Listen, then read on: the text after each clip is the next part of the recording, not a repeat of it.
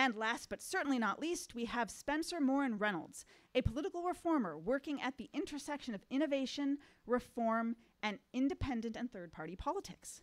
His most recent work has seen him as the digital director for Rank the Vote, and before that, as a national strategy director for the Forward Party. It's 6 minutes and 15 seconds, so I'll do my best. I don't know how to get this up. All right. We're here tonight to talk about radical change. And as with many of my fellow debaters, I'm going to start with a definition. Radical change is metamorphosis. It's changing something's soul, its very nature. And so as you think about the arguments I'm about to make and the ones that my fellow debaters have made so far, I want you to keep that in mind. Is the solution to these problems changing the core of what makes America America? And when we talk about founding principles, about our core, what I mean is this. Our country was founded on the idea that all people were created equal, and that the power of government comes from those who are governed. Those founding cornerstones have allowed us to do some incredible things. It took us 100 years in a civil war, but we ended slavery. 60 years later, we continued to live up to the idea that all people are created equal, and we gave women the right to vote. After World War II, after we won World War II, we rebuilt Europe. We put a man on the moon. We created the internet. We cured polio. When we do it right, the American system doesn't just work, it triumphs. And so the real question in front of all of you tonight is this. Is the proper way to fight the coming tides of chaos to tear down everything we've built in the last 250 years and start over? Or is it to buckle down and fix it? I know where I stand, and at the end of tonight, I hope you stand with me. Now look, I'm not going to tell you that we don't have problems. America is fraught with existential crises.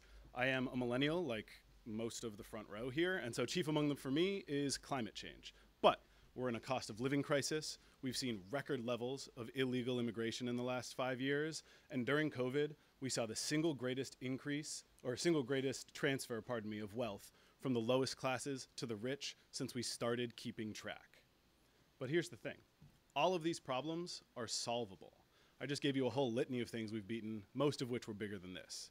The difference is, today, our Congress would rather play politics than solve problems. We are more polarized today than we have been at any point since the lead up to the Civil War. And no one in Washington seems to want to fix it. They just want to fight. We've let greed and corruption break our politics.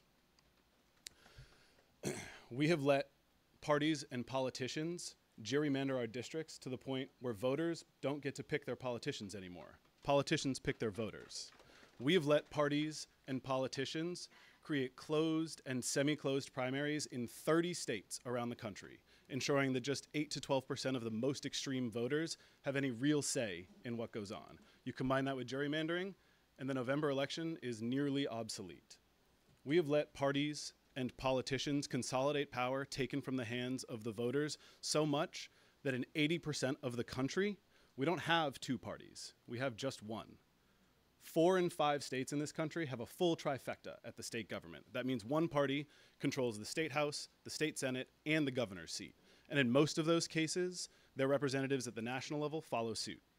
Voters in those states don't get to pick which parties represent them. They just get to pick what face it wears. And that's just the state and local level. At the national level, the Electoral College is even worse. It is an archaic relic of a bygone era that allows voters in Alaska, Wyoming, and Vermont 4 times more power to pick the president than voters in California, Texas, or Florida. That's broken. But luckily for us, the solutions to all of these problems exist in cities and states across the country today. First, institute ranked choice voting to ensure that voters have real choice at the ballot box and that no representative is ever elected without a majority of support from their constituents. Second, get rid of open primaries for good. Get rid of closed primaries for good. Whoa! Ha! Replace them with open primaries. Independents and unaffiliated voters outnumber Republicans and Democrats combined in this country, and they should not be treated like second-class citizens simply for refusing to bow to the whims of party politics. End gerrymandering once and for all with independent redistricting commissions. Never again should politicians get to choose their voters. It should always be the other way around. And finally, get rid of the Electoral College. The president serves all the people. All the people should have a say in who they are. You fix these systemic issues and you will see partisan animosity begin to dissipate. The data is clear.